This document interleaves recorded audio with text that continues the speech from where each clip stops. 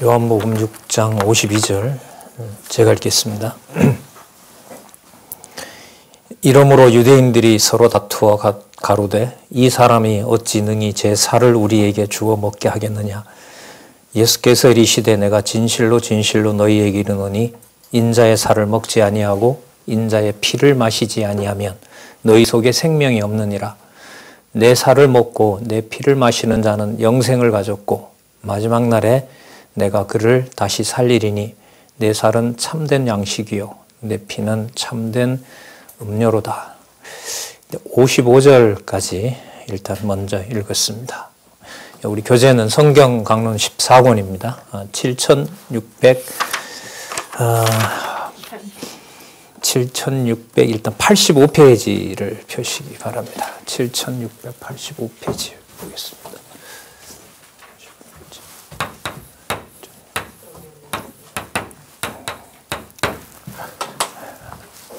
예, 메모해 놓은 걸 좀 보고 말씀을 드리도록 하겠습니다. 지금 여기죠? 예.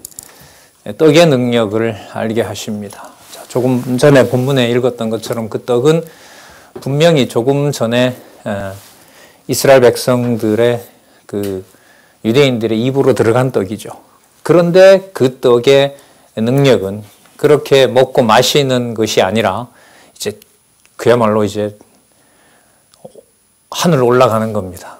그러니까 분명히 구체적인 물질인데 그게 땅에 속하지 않았다는 거죠.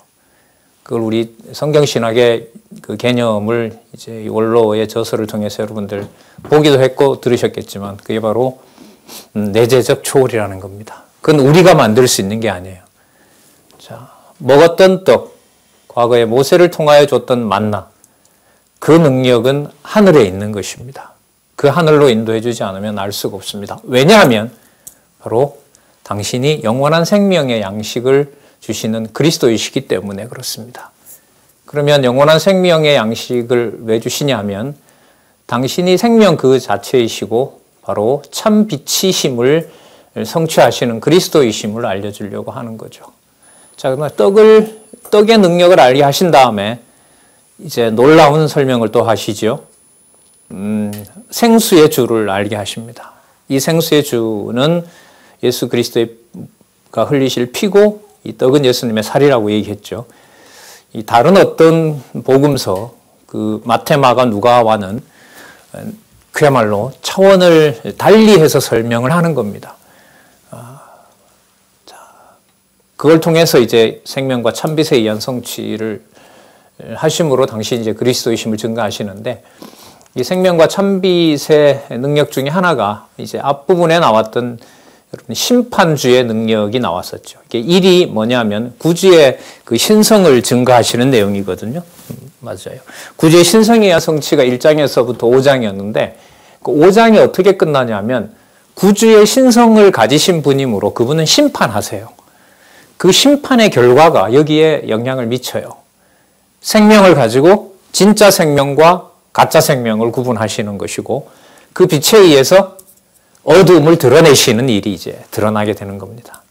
자, 그러므로 이렇게 되죠. 그러므로 세상에 무엇이다? 참빛이다. 그 참빛임을 알게 하시고 불신한 이유를 알려주세요. 이게 바로 심판과 관련된 거죠. 말씀이 전해지고 떨어지게 되면 반드시 놀라운 빛과 어둠이 갈라집니다. 놀라울 정도로 그래요. 예. 내가 나를 잘 모르는 겁니다. 빛이 비치지 않으면. 그 빛이 드러났을 때 내가 나를 깨닫게 된 요소를 보아도 이제 견딜 수 없을 정도로 빛은 다 드러내버리는 거죠. 거기서 이제 아버지께서 인도하시는 자는 올 것이고 그렇지 않은 자는 이제 본문에도 나옵니다만은 듣고 이해가 안 되고 듣기 싫으니까 다 가버립니다. 예. 그리고 또 있는 자 12명 중에서 또 팔자를 또 준비해 놓고 그 사람의 상식으로 하나님의 생명과 참빛이 드러나는 걸 성경을 통해서가 아니면 도저히 알 수가 없어요. 특히 이제 요한복음은 더합니다. 어떤 면에서 그러냐면 하나만 더 말씀을 드리면 자, 결국 이제 세상의 빛의 능력을 보이시는 것으로 이제 드러나는데요. 본문을 읽어 이제 가면서 확인을 할 텐데, 본문에 읽어 나갈 때 초점을 이 땅에 속한 세상의 논리와 유대인들, 그렇죠. 종교 지도자인 유대인들의 눈으로 보면 도저히 알 수 없는 얘기들이 계속 이어져요. 그러니까 하늘에 속한 당신이 아버지와 얘기했고 보고 들었다 그러죠. 아버지로부터 보고 들은 것을 말씀하신다고 그래요. 그러면서 택한 백성들도 하나님께 이미 보고 들었대요. 그 보고 들은 자들이 당신을 쫓아오게 되어 있다는 거죠. 따라오게 되어 있다는 거예요. 그걸 하나님이 그렇게 아신다는 거 강조를 하거든요. 그래서 요한복음 본문은 읽어 나갈 때 이거 왜 이렇게 이해가 안 되지? 이렇게 다가오는 게 정상입니다. 요한복음 1장 1절부터 마지막 21장까지의 성경의 통일성을 증명해주는 첫 번째 반응이 뭐냐면 이 세상에 있는 일로는 연결이 안 된다. 이게 1차적인 일이에요. 그래서 성경 본문을 따라가야 되고요. 그 다음에 그 해설이 이제 하늘에 속한 내용인지 또 창세전에 속한 내용인지 그리고 구약에 근거한 내용인지는 여러분들이 가지고 계신 교재에서 확인을 하셔야 돼요. 그래서 너무 많이 들으셨겠지만 성경 강론 이 전집의 구조가 지금 이야기하려는 부분을 소개하고 그 요한복음 본성에 의한 성취면 그 부분을 설명을 하고 거기에 대한 창세전 근거를 반드시 밝히죠. 창세전 근거는 단순한 전제가 아닙니다. 이게 무너져 버리면 성경 권위가 사라지기 때문에 창세전 하나님께서 작정하신 내용에 바탕을 두고 있다는 내용이 사라지면 성경 권위가 사라집니다. 그 다음 두 번째, 요한복음이 이제 신약이니까요. 큰 틀에서 구약 근거, 여호와의 메시아에 대한 근거를 해당되는 주제에 맞게끔 일부 소개합니다. 그 다음 세 번째는 나오기도 하고 안 나오기도 하는데요. 나온다는 데 초점을 맞추면은 다음 요한 사도행전 1장 12절부터 나타날 성령에 의한 성취가 이미 기록되어 있기 때문에 그 부분의 근거를 또 가져와서 설명을 합니다. 그러니까 근거 이러면 우리는 꼭 과거 근거만 생각하는데 그렇지 않습니다. 성경은 이 시간을 뛰어넘어서 왜 이런 말씀이 있는지를 소개하는데 그 내용의 결론을 진짜 압축해 놓은 것이 요한복음입니다. 그리고 사도행전 1장 12절부터 성령을 보내셔서 마태, 마가, 누가, 요한 사도행전 1장 11절까지 예수께서 이 땅에 계시면서 성취하셨고 예언하셨던, 약속하셨던 내용을 성령께서 교회를 통하여 대언의 영을 통해서 치밀하게 성취해 가시는 내용으로 연결이 되는 겁니다. 그러니까 긴장이 좀 되죠.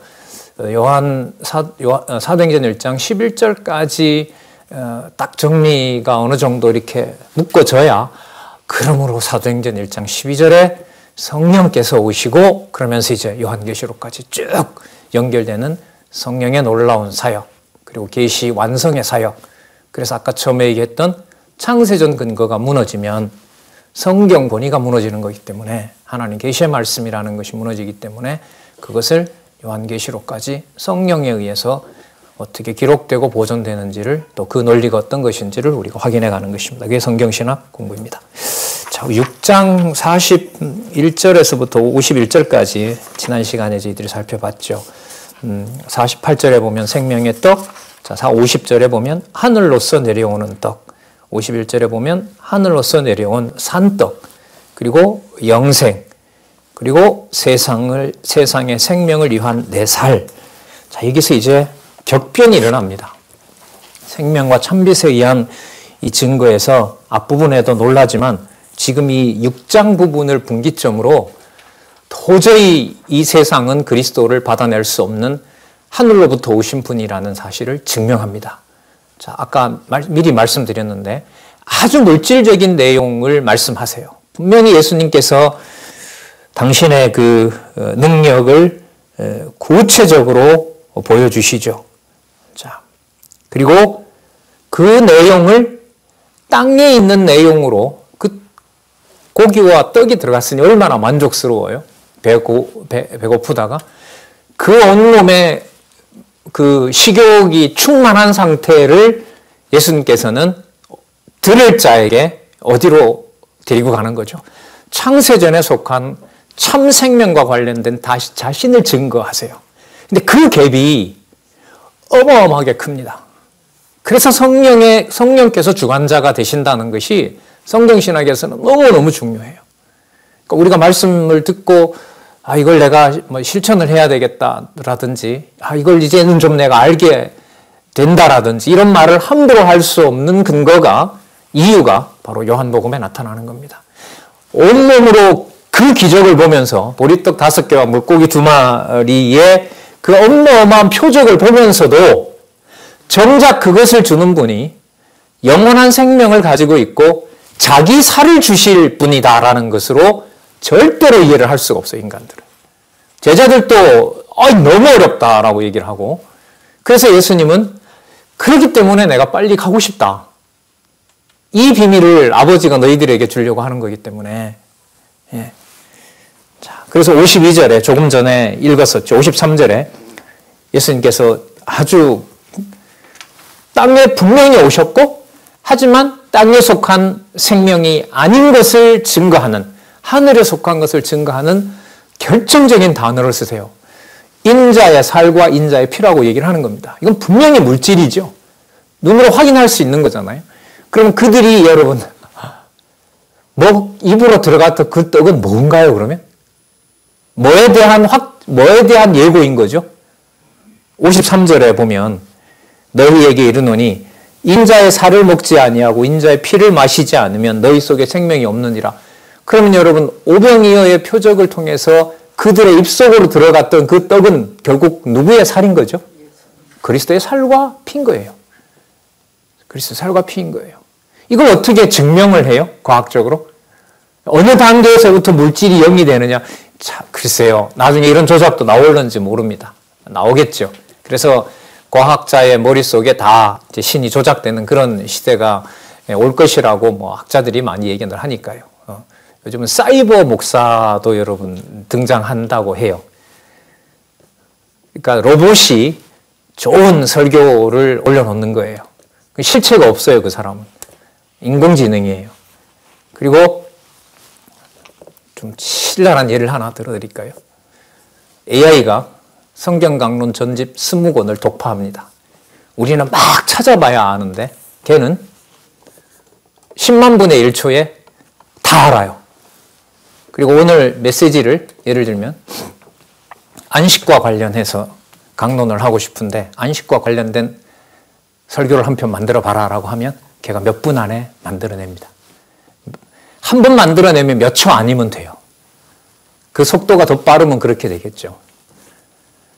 그러니까 하나님께서 참 빛과 참 생명을 앞으로 다가올 우리 다음 세대들은요. 어디까지가 가상이고 어디까지가 진짜고 거짓인지 구분 더 못합니다. 지금 매스컴 조작도 거의 사실처럼 하잖아요. 예. 그리고 거짓을 진리로 바꿔버리고요. 진리는 거짓으로 이렇게 매도해버리는 그런 상황이죠. 예수님께서 바로 표적을 보여주셨던 6장 1절부터 15절까지 나왔었죠. 그걸 지금 누구 사건과요? 자신의 사건과 얘기를 하시는 거예요.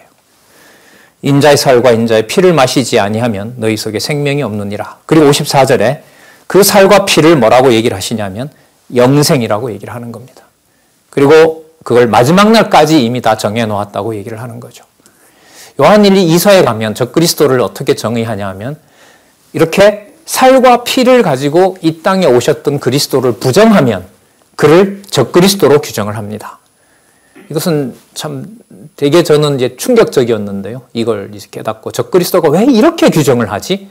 교회를 반대한다. 교회를 대적한다. 그런 자들이 적그리스도 이러면 참 쉽겠는데 왜 그리스도가 육체로 오신 것을 부정하는 자들이 적그리스도라고 하는 건가? 좀 오랫동안 고민을 했었어요. 그런데 요한복음에 이게 답이 나오는 거예요. 요한복음에. 그러니까 가장 구체적으로 누가 보더라도 물질인데 그 물질을 하나에 속한 양식으로 만들어주는 진리로 바꿔주는 능력은 누구밖에 없어요? 그리스도밖에 안 계세요. 그분이 바로 성령을 보내셔서 여러분들과 저에게 이렇게 대면이나 비대면 방식으로 복음을 전하는 거예요. 그러니까 눈앞에 이렇게 보고 전하는 거나 화면을 보고 전하는 거나 부활하신 예수님의 영은 창문도 없이 들어오는데 무슨 상관이 있어요? 대면 비대면 필요 없는 거예요. 오히려 대면하면서 거짓되게 했던 것들을 하나님이 다 막아놓는다고 해도 과언이 아니죠. 못 나가게, 안 나가도 되는 거구나? 안 나가면 어떻게 되지? 뭐 여러 증상이 있을 겁니다. 어쨌든 말씀을 들을 자와 들을 수 없는 자는 지금 이 기준으로 보면 생명의 말씀을 예수 그리스도의 살과 피를 통하여 깨닫게 되느냐, 깨닫지 못하게 되느냐라고 하는 심판과도 연결이 된다는 겁니다. 55절, 참된 양식이요, 참된 음료로다. 그래서 성령께서 오셔서 여러분들과 저를 진리 안에서 서로 교제하도록 하시는 성령의 교통하게 하심이 이 교회의 중요한 정의잖아요. 성령의 교통하게 하심이 이 땅에서 실제로 일어나는 일을 그리스도께서 주관하시기 때문에 그리스도는 영이기 때문에 우리 눈에 보이지 않고 그리고 우리가 물질적으로 수고하고 애쓰고 힘쓰는 거 그거 전부 다 헛된 것들이다. 그리스도는 영이기 때문에 자꾸 이렇게 육신과 육신의 수고와 영적인 것을 분리해서 궁극적으로는 그리스도가 육의 몸을 입고 오신 것을 뭐하는 자들, 부인하게 만들고 성도들의 수고마저도 헛것으로 만드는 자들. 결국 그러니까 누구를 부정하는 거죠? 그리스도를 부정하고 진리의 영으로 오신 보혜사의 역사를 부정하고 성도들이 창세전에 하나님의 자녀로서 이 땅에 보냄을 받았다는 사실까지 부정하니까 뭐가 맞아요? 적그리스도가 맞는 거예요. 적그리스도가 맞아요. 아버지를 부정한다고 얘기를 하잖아요. 요한복음에서는. 자, 세상에서는 이 말을 감당할 수가 없다는 것을 우리가 지금 분명히 확인하고 있습니다. 내 살을 먹고 내 피를 마시는 자는 내 안에 거하고 나도 그 안에 거하나니 살아계신 아버지께서 영존하시는 아버지께서 나를 보내심에 내가 아버지로 인하여 사는 것 같이 나를 먹는 그 사람도 나를 인하여 살리라. 먹는다는 사건은 입속에 들어간 빵 조각, 빵과 배불리 먹었던 고기를 통하여 온몸에 퍼져 있습니다. 그러나 그 상태에 머물러 두게 되면 참 생명을 주시는 그리스도에 대해서는 깨달을 수가 없습니다. 그럼 그리스도가 다 인도하느냐? 그게 아닌 거죠. 아버지께서 내게 보내는 자는 절대로 잃어버리지 않는다고 하시는 겁니다. 그리고 그 12바구니를 걷어서 절대로 버리지 말라고 얘기를 했죠. 그걸 여러분 음식이 아까워서 그랬을까요? 아니에요. 그러면 그게 뭐하고 관계가 되겠어요? 이방인 구원과 관계되고 한 사람도 잃어버리지 않겠다는 것하고 관계되는 거죠. 왜? 그 떡을 받아 먹은 사람들 중에 누가 있으니까? 예수를 그리스도로 깨닫는 자가 있을 거 아니에요. 그러면 나머지도 먹을 음식들을 통해서 누구를 준비하고 있는 거죠? 예수를 그리스도로 믿을 자를 다시 준비하고 있는 거죠. 그 진리의 양식이 유대인들을 먹이지 못하게 하시고 지금 이방인의 때에 여러분들과 저에게 들려지는 말씀인 거예요. 그 말씀은 그런데 함부로 먹으면 안 돼요. 인자의 살을 먹으며 피를 마시면 다시 살린다는 가르침이 나오면 그 앞에 뭐가 나오고 그 다음에 뭐가 나오는지가 연결이 되어야 성령께서 예수께서 하나님이 보내신 하나님의 아들 바로 하나님이시라는 사실을 깨닫게 되는 거예요. 그래서 본문을 따라가지 않으면 요한복음은 더더욱 그래요. 처음서부터 끝까지 연결되는 그 구조 속에서 하나님이 주신 여건만큼 그야말로 먹여주다가 데려가는 거예요. 그래서 요한복음의 연결성은 유대인들도 알 수 없었던 것처럼 세상에 속한 상식으로는 연결이 된다 안 된다? 절대로 안 된다. 그래서 여러분 수백 년 전에 신학자들이 한 200년 전부터 그랬죠. 500년 전부터 그랬어요. 칼빈도 벌써 강론하면서 마태, 마가, 누가를 섞어버리거든요. 공간복음을 만들어버리죠. 요한복음은 묶이지 않는 거예요. 왜? 시간이 아니니까. 도대체 어디에다가 예수님께서 인자의 살을 먹고 마셨냐라는 걸 어디에 넣을 거예요? 초기에 넣을 거예요? 후기에 넣을 거예요? 그리스도가 잡히실 때 넣을 거예요? 이건 전혀 시간 순서가 아닌 거예요. 그러니까 뚝 떼다가 요한이 오래 살면서 헬라 철학의 영향을 받아서 이런 걸 썼다. 몇백 년 전에 끝이 난 거예요. 이렇게 여러분 그야말로 난존질해서 파편으로 만들어 놓은 진리의 말씀의 연결을 저희들이 지금 이렇게 조심스럽게 분명하게 적어 놓은 이러한 교재를 통해서 저희들이 따라가고 있는 겁니다. 막히잖아요. 본문에 내려와서 보면 한두 마디의 힌트가 있어요. 왜요? 요한복음에서부터 사도행전 1장 11절까지가 하늘에 속한 본성, 신성이라는 데 맞추어서 이 저자가 기록을 했기 때문에 그 단서가 나와야 돼요. 그게 나오지 않으면 질문을 하셔야죠. 여기서 단서는, 연결고리는 뭐가 됩니까? 그래서 앞으로 여러분들도 그렇고 저도 그렇고요. 다음 세대의 이 성경신학을 연구하는 후배들의 입에서도 1차적으로 나오고 또 들어야 될 말 중에 하나가, 할머니, 이 본문과 이 본문이 연결이 안 돼요. 근데 이 말 이제까지 못 들어보셨죠? 그러니까 성경신학을, 죄송합니다, 아는 거죠. 아니면 다 연결이 되든가, 그래서 할 필요가 없든가. 좀 심각하죠? 간절해요, 저는. 근데 가끔은 들어요, 요즘은. 꽤 오래전에 들었어요. 그때 우리 교사 양성반도 있었고요. 선생님들이 모여서 공부하시는데, 강사님 오후에 시간 있으세요? 예, 있습니다. 오늘 누가복음이 끝났는데 한 서너 군데 연결 안 되는 데가 있습니다. 강론집에도 힌트가 찾질 못했어요. 잠시 되죠. 요즘은 좀 더 많이 들어요. 지방에서도. 이 본문 다음에 이 본문이 왜 나오는데 이게 왜 이런 질문으로 묶여요? 그리고 이 몇 가지 사건에서 어떤 개념을 쓰면 예를 들면 요한복음 전체로 갈 수가 있는 거죠. 이런 질문들이 안 나왔잖아요. 그냥 듣고 좋은 것이다 라는 것만 우리 편할 대로만 가게 하셨지. 여러분들 뭐라 할 생각은 전혀 없습니다. 시작되도록 하나님께서 하신다는 생각이 들어요. 요한복음 보면서는 더욱 그렇습니다. 예수님이 어떻게 인도하시는가 한번 보세요. 57절, 살아계신 아버지께서 나를 보내심에 내가 아버지께로 인하여 사는 것 같이. 그럼 아버지로부터가 아니면 자기는 뭐죠? 똑같은 육신을 가지고 있는 사람인 거죠. 누구의 아들? 나사렛 예수. 요셉과 마리아의 아들. 근데 그거 이미 마가복음에서 분명히 넘어선 걸 봤잖아요. 그래서 마태, 마가, 누가가 전제가 안 되면은, 바탕이 안 되면은 요한복음은 저는 읽을 수 없다. 대충 연결은 되지만은 그 든든한 근거는 확인할 수가 없다. 자, 하늘로서 내려온 떡이니, 자, 58절. 이것은 하늘로서 내려온 떡이니 조상들이 먹고도 죽은 그것과 같이 아니함. 이건 바로 만나 얘기 아니에요? 그것도 어마어마한 사건이죠, 여러분. 40년 동안 매일 300에서 많게는 1000만. 그걸 무슨 수로 그 공급을 합니까? 만나와 메추라기를. 그런데 그것과도 비교가 되지 않는 것이라는 거예요. 그러니까 죄송합니다. 유대인들이 환장을 하는 거죠.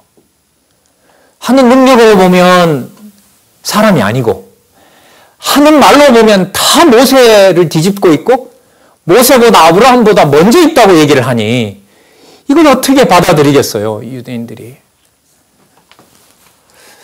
자, 하늘로서 내려온 떡이니 조상들이 먹고도 죽은 그것과 같이 아니하며 이 떡을 먹는 자는 영원히 살리라. 그 교훈을 마음에 깨닫게 되는 자들, 예수님의 표현에 의하면 아버지께서 이끄는 자들, 더 상세하게 말하면 아버지께 이미 듣고 배운 자들, 창세 전에 그리스도가 보실 때에는 이 내용의 고리를 요한복음은 만들어가고 있어요. 많이 읽고요. 이해가 안 되는 부분은 성경 강론집에서 체크해 놓으시고요. 이 부분 나중에 글쎄요. 앞으로 이제 비대면 교육도 사실 저희들 준비하고 있습니다. 이게 좀 준비가 좀 많이 된 상태에서 이제 오픈을 하려고 하기 때문에 여러분 들으셨겠지만 여러 대학기관에서도 성경신학을 학부에서부터 박사과정까지 또 한다는 소리도 있고요. 저는 관심은 하나예요. 멀리 안 가더라도 우리 내에 한 30-40년 지나왔는데 여기에 이 진리의 말씀에 진짜 깊게 공부해 들어가는 그런 분들이 좀 많았으면 이런 마음입니다. 자, 조상들이 먹고도 죽은 그것과 같이 아니하여 이 떡을 먹는 자는 영원히 살리라. 영생이죠. 이 말씀은 예수께서 가버나움 회당에서 가르치실 때에 하셨느니라. 이 마태복음과 누가복음을 좀 이렇게 아시면은요, 이 가버나움은 아주 고약한 동네입니다. 그 불신의 삼각주가 있죠. 가버나움, 그 다음에 베스다, 그 세 개가 있어요. 그러니까 예수님을 믿지 않기로 유명한 곳이 가버나움이라고 할 수 있어요. 어쨌든 뭐 마태복음과 누가복음 그렇게 나오는데요. 자, 분명하게 이제 그 장소를 가르쳐 줍니다. 가버나움 회당에서 가르칠 때에 말씀하신 것이다라고 얘기를 합니다. 그리고 분명히 얘기하세요. 그거 모두 다 먹는 거 아니다. 볼까요? 6장 60절에 이렇게 연결이 됩니다. 제자 중 여럿이 듣고 말하되 이 말씀은 어렵도다. 누가 들을 수 있느냐 한데 예수께서 아셨죠? 수군거립니다. 왜 이 말이 걸림이 됐느냐? 62절. 자, 그러면 자, 본인이 이제 죽으시잖아요. 피를 흘리시잖아요. 그 무슨 과정이라고 얘기를 하죠? 내 살과 내 피를 주는 거 아니에요. 자, 그 다음에 예수님 어떻게 하시죠? 아버지께로 가시잖아요. 자, 그걸 지금 예수님이 순서대로 얘기하시는 거예요. 62절. 그러면 너희가 내가 있던 곳으로, 인자가 있던 곳으로 올라가는 것을 볼 것 같으면 어떻게 하려느냐? 자, 이게 예수님께서 당신이 지금 죽으시고 부활하시고 하는 이 모든 과정을, 여기 보면 제목이 어떻게 나와 있어요? 떡의 능력을 알게 하는 거죠. 그 생명이 어디에 속한다? 하늘에 속하는 생명이다. 여러분, 그러니까요, 성령께서 오셔서 성도들의 마음을 진리로 합하게 하는 것을 가볍게 보면 유대인들에게 내렸던 심판이 임하는 무서운 일이 돼요. 그래서 제가 그런 말씀 자주 드리죠. 교회를 내 감정과 기분의 어떤 그 기복에 따라서 입에 올리면 이거 되게 위험해진다. 아우, 왜 저러지? 들었다는 사람이 가는 거죠, 그 순간에. 그럼 너가 교회 주인 해라 이래 되는 거 아니겠어요? 근데 막연히 그런 게 아니라 요한복음에 나타난 본성에 의한 성취 부분에서 인자로 이 땅에 오셔서 그들과 생생하게 주고받고, 예수님 나중에 막 굉장히 논쟁을 하잖아요. 턱 밑에 와서 예수님한테 이렇게 막 손가락질하면서 네가 그럼 아브라함보다 더 먼저 났느냐? 더 먼저 났어? 근데 예수님이 냉정하게 논쟁을 하죠. 엄청난 논쟁을 하시는 거예요. 그러면서 들을 자에게 듣도록 안내하시고 또 여러 표적을 보여주신단 말이죠. 자, 이 드라마도, 이런 드라마는 세상에 없습니다. 자, 그러면 내가 있던 곳으로 가면 어떻게 하겠느냐? 자, 63절 보겠습니다. 답을 해주세요. 지금 그것도 믿어지지 않는데 그것도 더더욱 못 믿는다. 부활했는데 모든 사람이 다 믿었어요? 다 안 믿었어요? 다 안 믿었어요. 다 안 믿었습니다. 그냥 벙하죠. 그리고 사도들은 예수님께서 부활하셨다 그러니까 그걸 얘기하는 그 여자애한테 뭐라 그랬어요?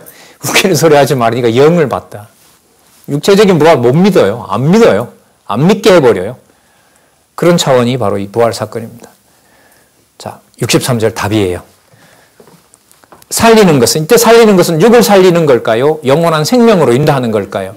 그렇죠. 그겁니다. 그것은 영이니 육은 무익하니라. 육에 속한 것 가지고는 안 된다는 겁니다. 그러면 내가 지금 보여주고 있는 것은 육이다? 아니면 영이다? 영에 속한 것이다. 생명에 속한 것이다. 여러분, 영이라고 해서 여러분 잘못 쓰시면 안 돼요. 육신적인 것을 다 부정하는 그런 영이 아닌 거예요. 입속에 들어간 떡과 고기를 통해서 그 만족감을 누구에게로 갔다가 전적인 만족으로 만들어 놓는 거죠. 아버지께로 가서, 그리스도에게로 가서 모든 것을 만족스럽게 만드는 거죠. 예수님의 그 비유에 보면 같이 복음 들었어요? 자라나다가 인생의 염려와 세상 재리에 눈이 멀게 되면 복음을 한순간에 팽개쳐버리는 거죠. 그리고 적지만은 30배, 100배, 60배는 아버지께서 이끄는 자들에게는 반드시 그 말씀이 전해진다는 겁니다. 그래서 그 단지 뭐 이렇게 성경을 듣고 기독교인으로 산다, 이게 우리들 관심사는 아니에요. 지금 성경, 요한복음을 이 과정을 따라가다 보면 좀 절실해요. 제자들에게도 그랬었지만, 야, 이걸 자꾸 이렇게 잡소리가 섞여서 시간이 갑니다만은 이렇게 이어가야 될 이걸 시간만 들인다고 되는 것도 아니잖아요. 예. 그러니까 간절하죠. 하나님 어디에 얼마만큼 숨겨놓고 얼마나 오랫동안 우리 한국교회에 그리고 이 동양에 하나님 이 말씀이 전해지도록 하실런지 분명히 완성은 분명하게 하나님께서 해주셨는데 자, 무익하니라. 내가 너희에게 이런 말이 또 얘기하시죠. 영이요? 또 뭐라 그럽니까? 생명이라 그러죠. 그러면 영원한 생명이네요. 물질을 통해서 보여주시는 예수님의 살과 피를 통해서 64절 그러나 너희 중에 그 생명이겠죠. 그 생명을 믿지 아니하는 자들이 있느니라 하시니 이는 예수께서 믿지 아니하는 자들이 누구며 자기를 팔 자가 누군지 처음부터 아심이라. 왜 다 작정해 놓으셨으니까요. 아버지로부터 듣고 배웠으니까요. 그러니까 지혜가 충만한 분이신 거죠. 지혜의 충만은 뭘로 확인할 수 있습니까? 성경의 순서대로 따라가면서 공부하는 거. 아주 구체적이에요, 이것은. 또 가라사대 이러함으로 전에 너희에게 말하기를 내 아버지께서 오게 하여 주지 아니하시면 누구든지 내게 올 수 없다 하였노라. 그럼 아까 처음부터 아신다라는 말은 본인이 안다 이 말이 아니라 누가 오게 하여 주시지 않으면 아버지께서 오게 하여 주지 않으면. 그러니까 진짜 우리 신앙의 선배들이 봤을 때 진리 좋아하고 그 교회에서 10년, 20년 잘 자란 후배가 눈에 보이면 진짜 너무너무 감사한 거예요. 그 시대에 그야말로 보물을 본 거죠. 가까이 있는 분한테 뭐 성경 개론을 잘은 뭐 이렇게 소개는 했지만 없었어요. 근데 지난번에 무슨 기회가 있어서 이제 이 요한복음 가지고 한 서너 가지를 연결을 했는데 6장쯤에 와서 저 성경 개론이 보물이네요 이러더라고요. 진짜 그런 거 같냐고. 진짜 그렇다고. 세상 논리로 연결이 안 되는 거네요. 절대로 될 수 없는 거네. 이렇게 얘기하더라고요. 맞다고. 세상에 있는 제가 논리학을 가르치지 않았습니까? 대학에서 한 10년 동안 아리스토텔레스의 형식 논리학을 가르치고 대학 때는 좀 운동에 관심이 있어서 칼 막스의 변증법적 유물론 그것도 엄청난 그 실천 논리거든요. 그런 것도 관심을 좀 가져봤잖아요. 예. 매력이 있죠. 세상에 호소하기 얼마나 매력이 있겠어요. 그러나 하늘에 속한 영원한 생명을 만들어주는 관절과 골수가 될 수는 없어요. 그걸 가지고. 누구에게든지 내게 올 수 없다 하였노라 하시니라. 자, 바로 이러한 그 다음의 내용은 이러한 생명의 말씀은 더 이제 나갑니다. 아까 이미 믿지 않는 자들과 팔자까지 얘기하셨죠. 그리고 그 팔자들이 어디에 속한 세력인지를 근본적인 심판을 해버리세요. 자, 한번 볼게요. 66절 희한한 말씀 나옵니다. 이러므로, 자, 이러므로가 뭘까요? 믿지 아니할 자와 팔자를 처음부터 알고 있다고 예수님이 가르치시니까 뭔 일이 벌어질까요? 누가 들을 자고 듣지 않을 자가 딱 구분이 되는 거예요. 66절 보세요. 이러므로 처음부터 알고 있다고 선포해버렸고 아버지께서 끌어오는 자와 아닌 자를 내가 안다고 탁 얘기하니까 제자 중에 많이 물러가고 다시 그와 다니지 아니하더라. 연결이 돼야 안 돼요? 놀랍게 되는 거예요, 이게. 여러분, 말씀을 전해야 하는 방식에서 두 가지가 있는 것 같아요. 성경 순서대로 전하지 않아서 가는 사람하고요. 내 논리를 막 펴서 가지 않는 사람은 성질이 다릅니다. 하나는 내 말이 안 먹혀서 간 사람이고요. 한 사람은 성경이 논리적으로 가는 걸 듣기 싫어서 안 가는 사람이고 저 사람 내 말 안 듣더라. 저는 두 가지로 봐요. 자기 얘기하니까 안 듣지. 그럼 두 번째, 성경대로 했는데 안 가면 아직은 아니든가 못 들을 자이든가. 자, 67절 예수께서 12제자에게 이르시되 진짜 좀 재밌으시죠? 너희들도 갈래? 이러는 거죠. 진짜 친구 같고 부모 같고 하나님의 권위를 어떨 때 막 쏟아부으시고 있고 참 이 요한복음 참 시몬 베드로가 대답하여 주여 영생의 말씀이 계심에 우리가 누구에게로 가오리까? 베드로가 똑똑한 거죠? 아니에요. 그걸 왜 팔아요, 그러면 나중에? 요한복음은요, 베드로가 왜 파느냐가 아니에요. 요한복음의 논리는요, 베드로가 팔아도 아버지께로 이끄는 자면 그가 오게 되어 있어요. 이게 요한복음이에요. 누가복음은요, 누가복음은 그런 베드로니까 대속사역을 해주시는 거예요. 마가복음은요, 아버지의 뜻이니까 베드로가 믿고 안 믿고 간에 베드로를 보내버리는 거예요. 베드로가 팔아줘야, 배신해줘야 되는 거예요. 마태복음은요, 베드로한테 마저도 버림받아야 될 재물이기 때문에 그래요. 다 달라요, 설명이. 이걸 섞으면 안 되죠, 그러니까. 69절. 우리가 주는 하나님의 거룩하신 자신 줄 믿고 알았사옵나이다. 예수께서 대답하시되 내가 너희 12를 택하지 아니하였느냐? 그러나 너희 중에 한 사람은 나를 팔자라 하지 않고 뭐라고 그래요? 마귀라 그래요. 한 사람인 가룟 유다를 지목하면서 뭐라고 얘기해요? 전체 세력을 다 지칭해 버리는 거예요. 논리적으로는 이런 걸 보고 일반화의 오리라 그러죠. 왜? 행동 하나 보고 나머지 걸 다 추측해서 저 사람은 그러니까 세상 버린 사람이야. 이렇게 말하는 건 사람들이 봤을 때는 논리적인 그 오리에 빠지는 거죠. 그러나 이거는 아니에요. 예수께서는 뭐 하시니까? 처음부터 다 아시기 때문에. 그러니까 안 맞는 거예요. 세상의 논리라는 것하고 세상의 논리와 성경을 따라가는 논리는 다른 거예요. 어쨌든 준비를 좀 제 나름대로 하고 있는데요. 우리 또 전문 강좌가 시작이 되면 그런 것들은 좀 학문적으로 좀 선명하게 그렇게 밝히도록 그렇게 하겠습니다. 어쨌든 성경을 통해서 이 전해지는 바탕 속에서 그리스도의 신성이 확증되고 있다는 것을 말씀을 드립니다. 이 말씀은 가룟 시몬의 아들 유다를 가리키심이라. 저는 12 중에 하나로 예수를 팔자니라. 근데 사단의 세력에 대해서 하나님께서 심판한 세력이라는 것을 사단이다라고 정죄를 해버리는 겁니다. 자, 그리고 언제 이 말씀을 듣게 되는지도 알려주세요. 그게 그 다음 내용입니다. 볼까요? 7장 1절에서부터 9절. 능력을 세상에 나타낼 때가 아직 차지 못했음을 가르칩니다. 그러니까 그 시기와 때, 그러니까 이런 거겠죠. 영원한 생명의 말씀을 듣고 깨닫고 살아날 자가 각자 다 뭐해진 거예요? 정해져 있는 거라고 보시면 되겠죠. 자, 이후에 예수께서 갈릴리에 다니시고 유대에 다니리 아니하심은 유대인들이 죽이려 함이라. 죽인다는 내용이 뒤에 가면서 계속 좀 연결이 됩니다. 그걸 이제 요한복음에서는 하나님께 영광을 받으신다 이렇게 얘기를 하는 겁니다. 왜 그러냐 하면 자, 조금 전에 나왔던 걸 연결을 좀 해야 돼요. 보리떡 5개 6장에서 시작이 된 거죠.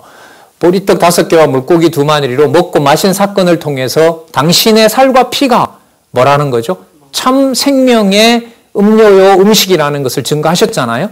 그럼 당신이 죽는 것은 이 지금 흐름에서는 죽고 산다 여기에 있는 게 아니에요. 무엇을 주는 것에 확증을 하는 거죠. 하늘에 속한 생명을 주시는 것으로 확증하려는 거예요. 그럼 유대인들이 죽인다라는 것은 뭘 준비하는 걸까요? 참 생명 되신 것을 죽이는 일을 유대인들이 시작한다는 의미예요. 여기서 죽는다는 의미는. 그러니까 마태, 마가, 누가의 목적하고는 다른 거예요. 자, 이 죽는 문제를 예수님 입으로 해석을 요한복음에서만 하시죠.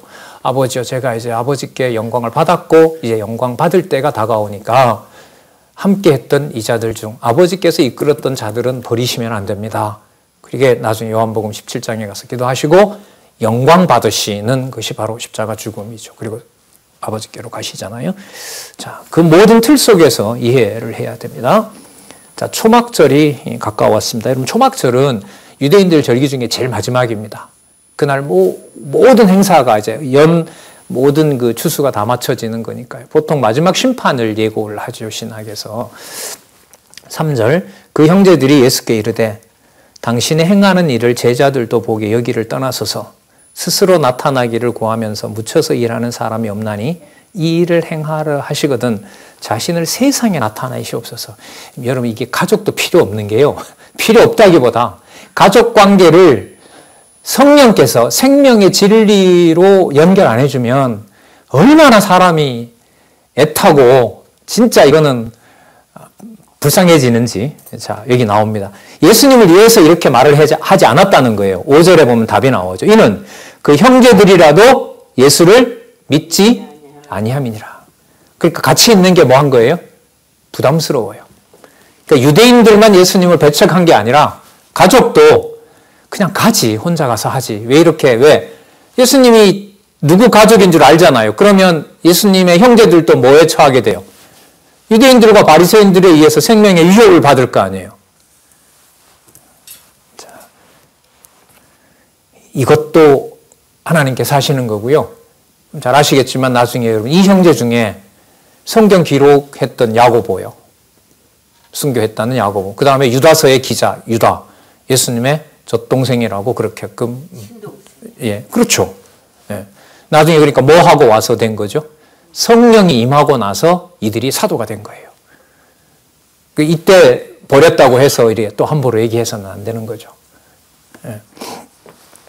자, 이는 형제들이라도 예수를 믿지 아니함이라. 예수께서 가라사대 내 때는 하나님이 정하신 때겠죠. 내 때는 아직 이르지 아니하였거니와 나 혼자 가서 너네들 날 보고 글쎄요 죽을 수도 있는 거잖아요. 집을 떠나서 당신 혼자 가세요라는 말은 예수님이 이 말로 보면 뭐 하는 거죠? 그래, 맞다. 내가 가서 나중에 앞으로 죽게 된다 이거 아니에요. 그런데 그 죽는 때를 내가 내 마음대로 정하는 게 아니다. 내가 지금 하기 싫어서 가서 죽지 않는 게 아니다. 그렇죠. 하나님이 정해놓은 때가 있다. 내 때는 늘 준비되어 있느니라. 뭐 심한 의미는 아니에요. 그냥 초막절 다 올라가야 되잖아요. 유대인들이 다 모이니까. 요즘도 다 지키고 있잖아요. 그 이스라엘에 있는 그 선배가 가끔씩 이렇게 사진과 문자를 보내줘요. 지금 무슨 절기인데 이런 일을 벌이고 있다고. 거의 세속화됐어요. 그리스도를 모르니까 어떻게 그 절기의 의미를 알겠습니까? 이게 되게 안타까워하시면서 이제 복음을 기회가 있을 때마다 전하신다고 그러는데, 자,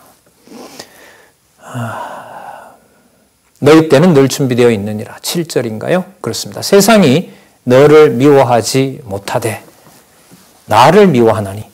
예수님 분명히 얘기하세요. 너희들을 죽이려고 하는 것은 너희들에게 가하는 위협이 아니라 나를 받아내지 못하는 거죠.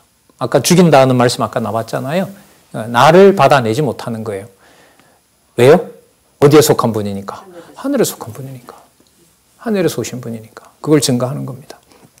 이는 내가 세상의 행사를 악하다 증거함이라. 악하다고 증거하려면 본인은 하나님 오실 때 절대선이어야죠. 그 절대선을 이신 분이니까 세상에 대해서 악하다고 얘기를 하고, 그 악한 자라고 정죄를 하니까 악한 자는 따라와야 돼요? 대적을 해야 돼요?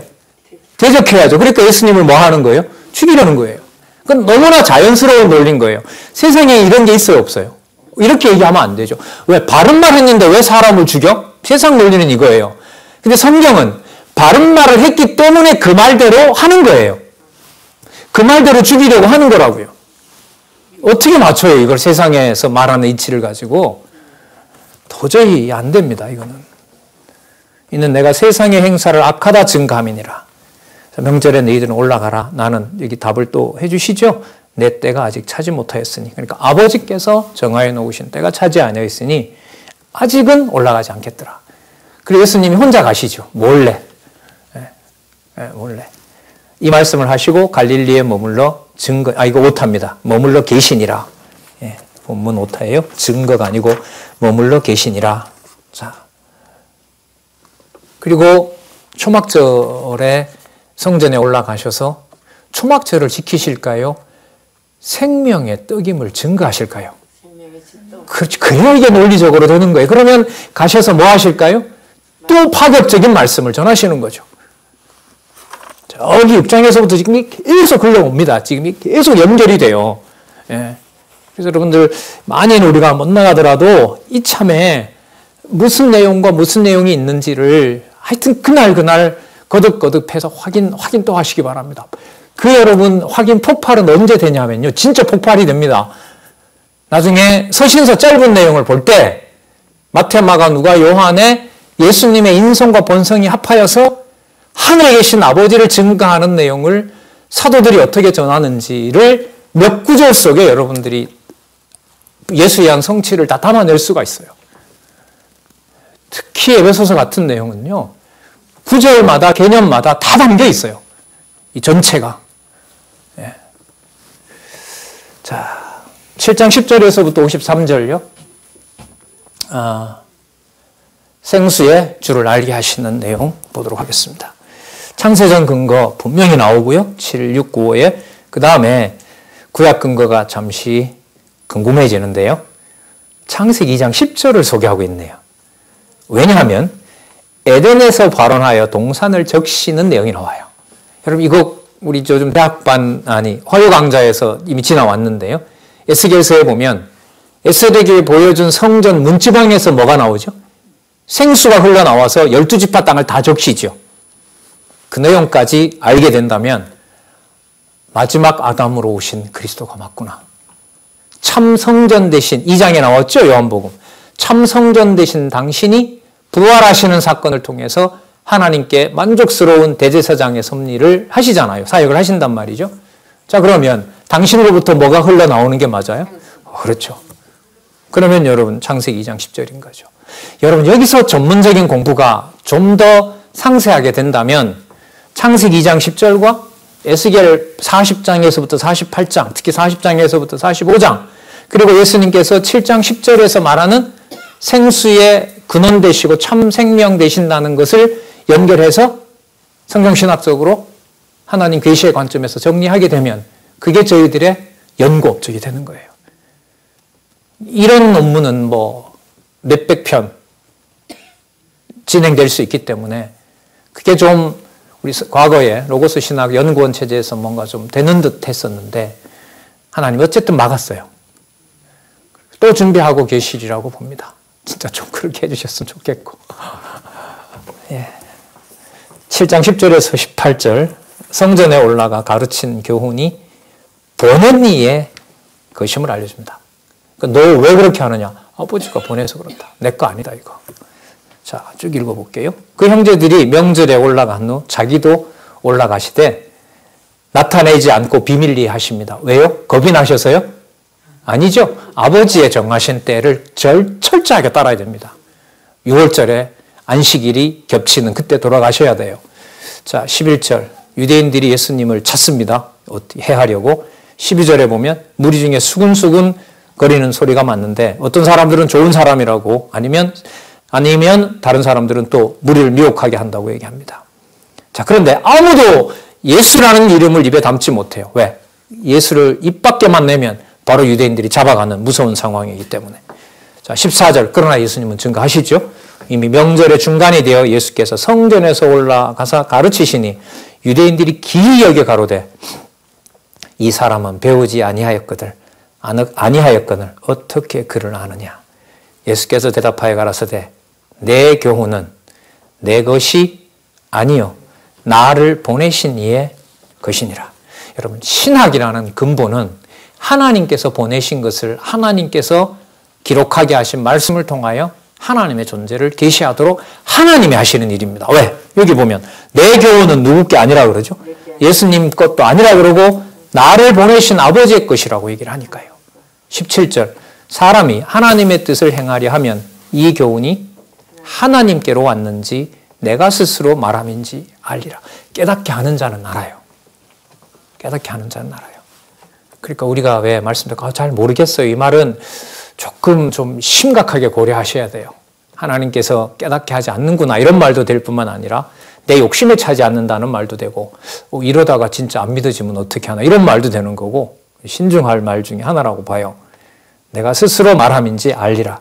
스스로 말하는 자는 자기 영광만 구하되 분명히 드러나죠. 자기 영광만을 구하되 보내신 이의 영광을 구하는 자는 참되니 그 속에 불의가 없느니라.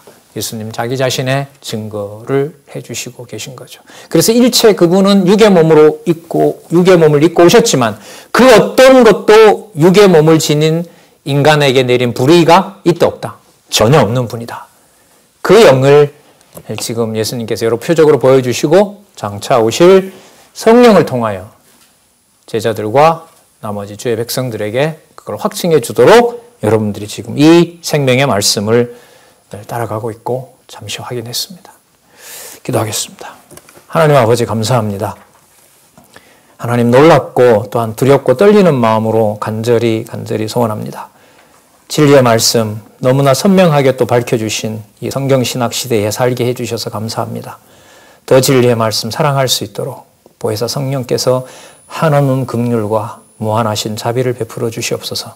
예수님의 이름으로 기도드렸습니다. 아멘.